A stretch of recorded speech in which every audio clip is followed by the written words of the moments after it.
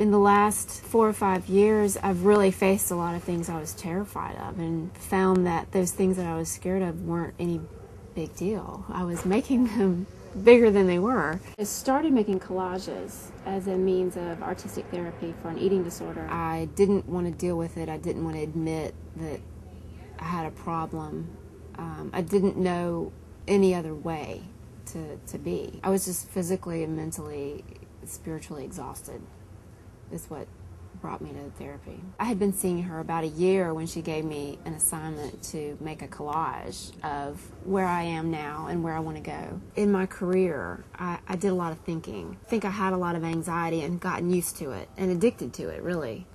And this was the first time I sat down and really shut my brain off and just used my hands instead of using my mind. Eventually the collages made their way onto the spoons. Someone would ask about it, and it would be such a diverse group of people, from the guy behind the meat counter in the grocery store to a lady at a very upscale shopping center. I didn't really think about the symbolism of the spoon as it relates to the eating disorder until much later, and thought, well, oh, it's a spoon, isn't that funny?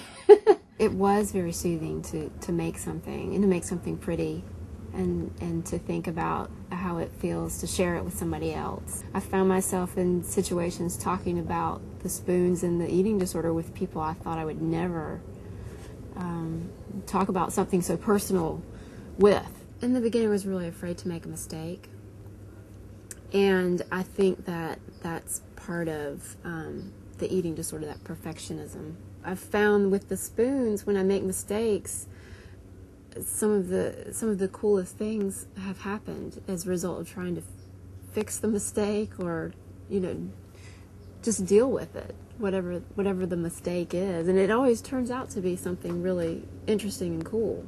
There's no plan. I'm just going with what feels right. And it's sort of a microscopic way of looking at my life in general. Is that's sort of the lesson.